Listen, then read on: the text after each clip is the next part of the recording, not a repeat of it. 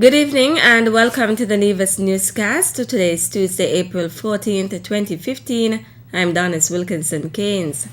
The Nevis Eye Care program on Friday, April 10th at the Alexandra Hospital received an additional piece of equipment which will help to enhance the program.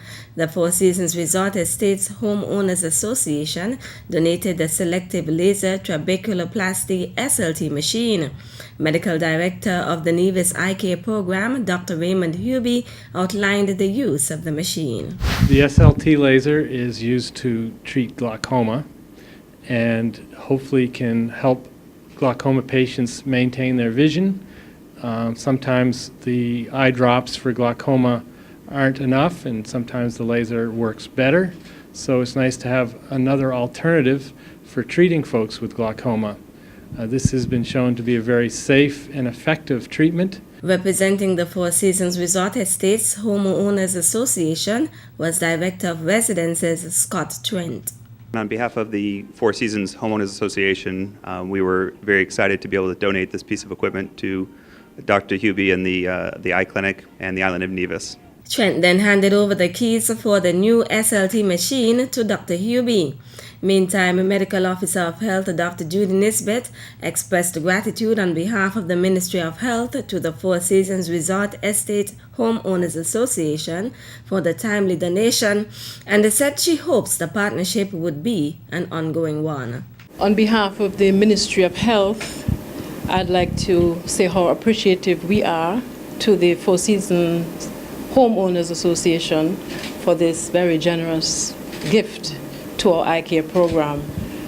We at the Ministry of Health are always, we always welcome public-private partnerships.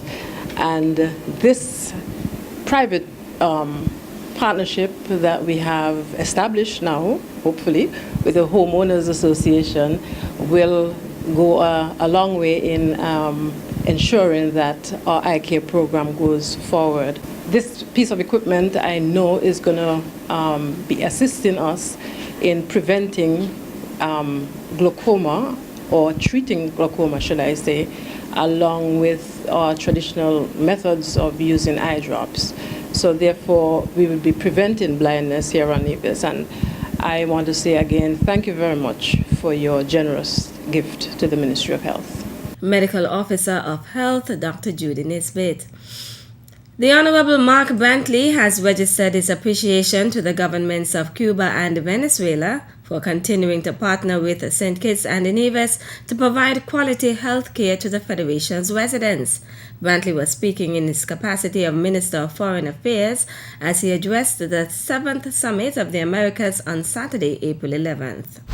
Let me commend and publicly thank the government of Cuba, which has been providing healthcare workers to St. Kitts and Nevis for over 15 years. Decade after decade, Cuba and its people have exemplified the true ideals of hemispheric cooperation, and for that we are immensely grateful. To this, let me add our gratitude to the government and people of the Bolivarian Republic of Venezuela, who have equally contributed to the healthcare needs of our small nation. Minister of Foreign Affairs, the Honorable Mark Brantley, speaking to the Federation's efforts to eradicate poverty at the 7th Summit of the Americas.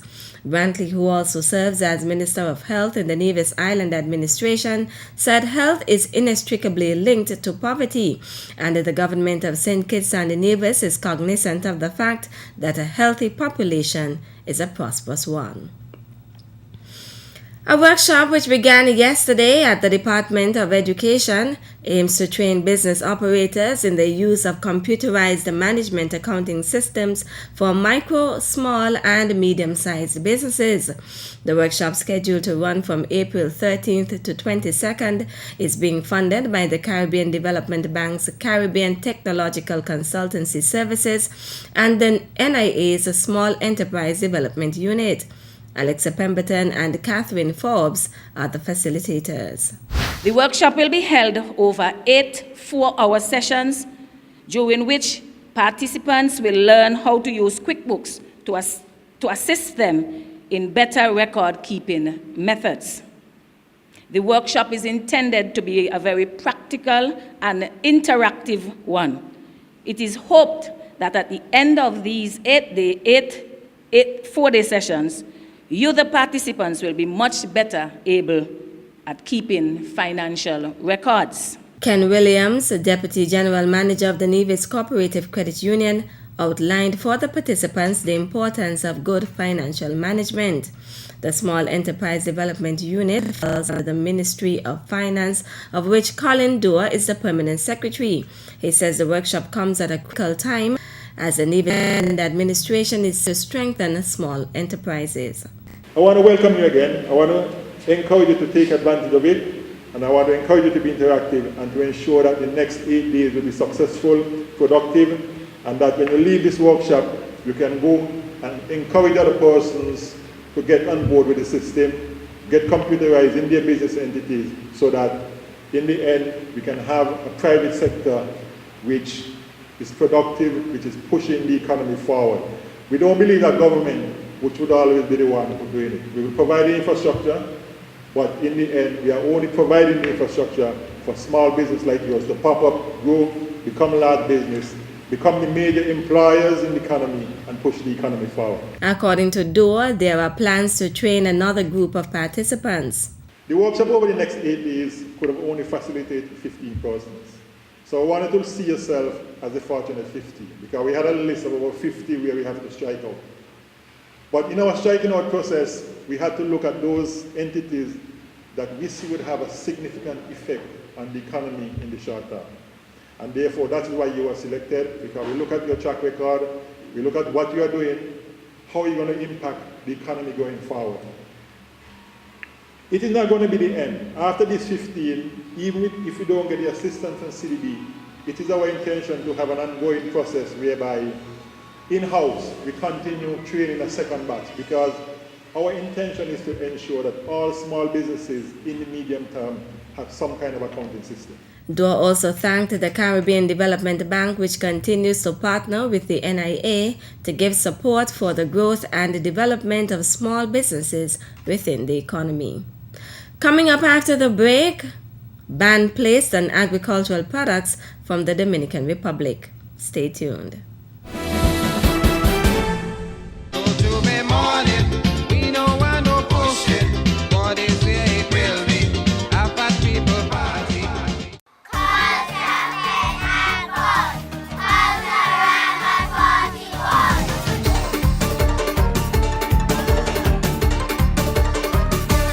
Culture, Fit and Fun, Culturama 41.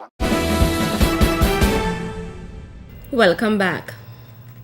Open Day 2015 is now history, and I must say that based on feedback and based with what would have taken place at the Agriculture Open Day held at the Villa in Charlestown on the 26th and the 27th of March, that once again our Open Day lived up and surpassed all expectations.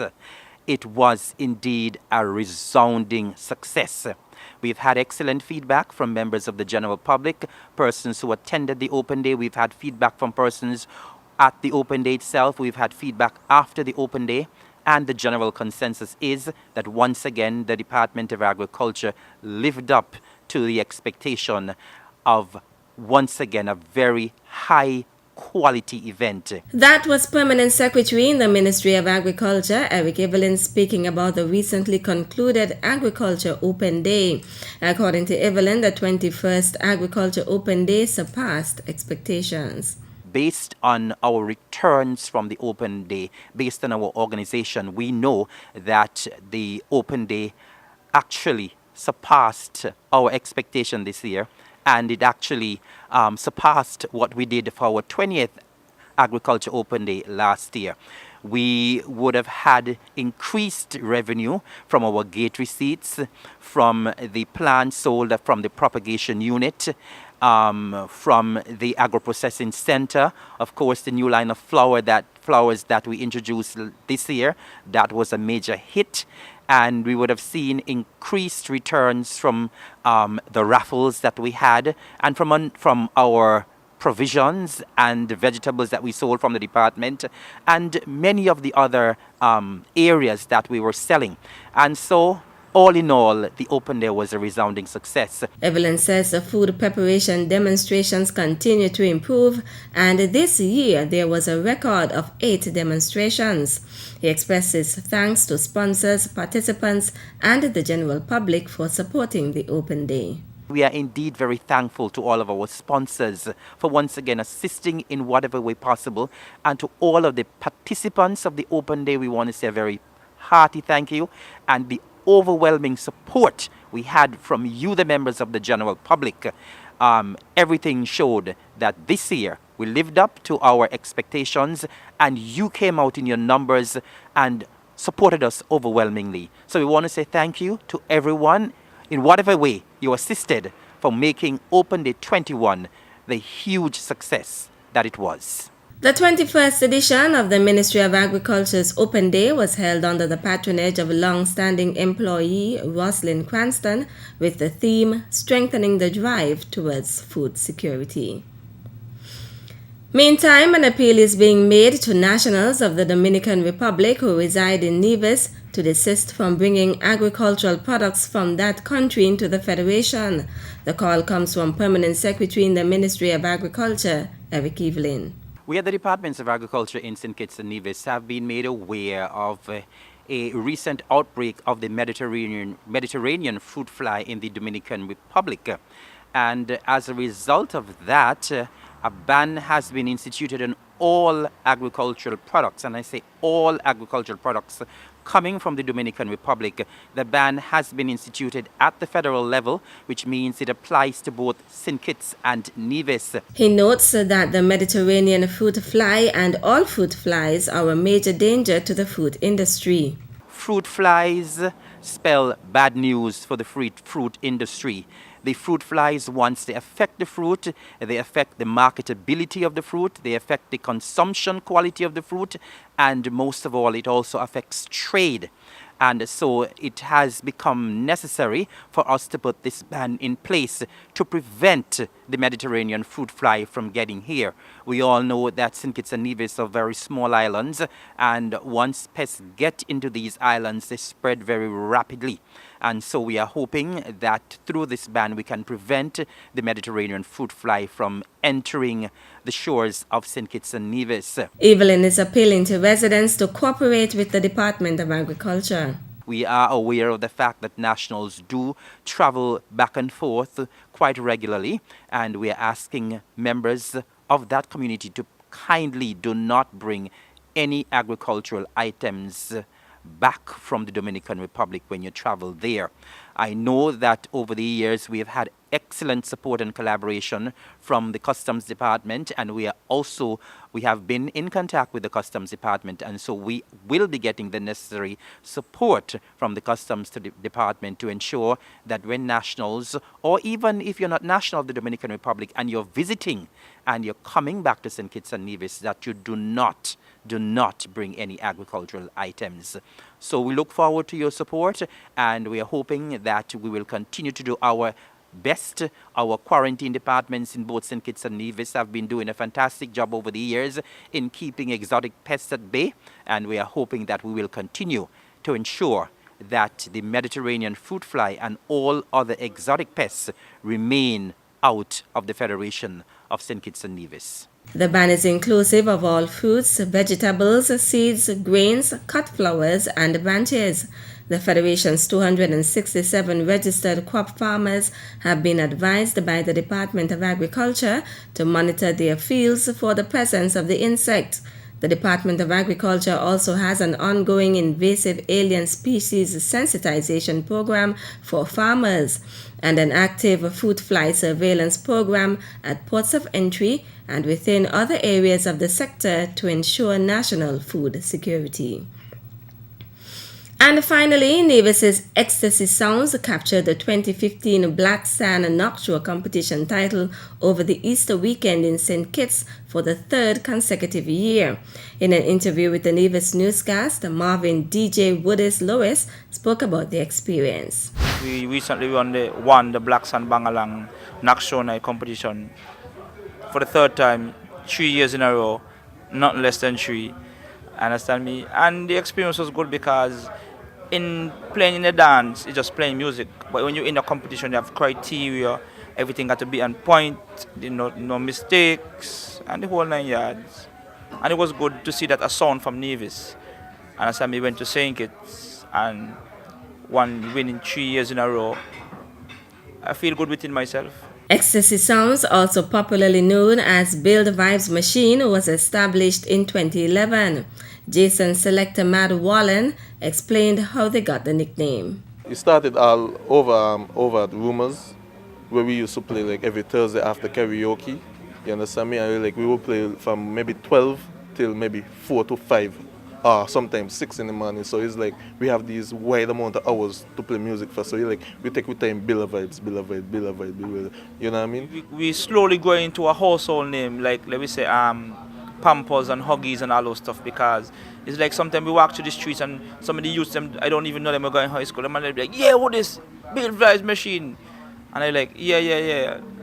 And then I like, sometimes I ask some of them like, you know me? Yeah, man. We see you play for Culturama. We see you play at this spot. Understand me? And then the world start traveling, and then different entities start hiring us. So we want to say special thanks to my good friend Alvan. That's Rumors. He actually gave us our first major break. And from there, it was just like, yeah, just traveling. According to Wallen, Ecstasy's biggest experience was at Culturama 40, where they played for the Mr. Cool and the Mr. Swimwear, and also the Miss Culture Queen pageant. He also stated that the management for Black Sand has committed to booking the winner of the competition as part on the St. Kitts Music Festival in June. Lewis and Wallen expressed their gratitude to the persons who helped them over the years. I just want to big up all our fans in Nevis and in St. Kitts, because we have some fans in St. Kitts. I want to big up fans, Kane Joe's family, Project Crew, Potential Bar, Spirit, that's Black Sun Bangalang, for having us for the third time and winning for the third time, and everybody else who impacted our life. And my good friend Chevy, when he never used to hire us in Courtyard, understand me, and we get a little do, and he said, boy, you see them body the band, yeah. I just want to big up my backroom team, as in like, I know he ain't here right now. My good friend Cookie, you know, so me Anthony Gager, aka Selector B, he's in college right now, but he'll be here for Culturama for sure. Chevy's Beauty World, you understand me, Rainbow Snapbacks, you understand me, my girlfriend Chiska, the whole works, everybody. We here at the Nevis Newscast also join in congratulating Ecstasy Sounds. That's it for this evening's edition of the Nevis Newscast. Thank you for viewing. Good night.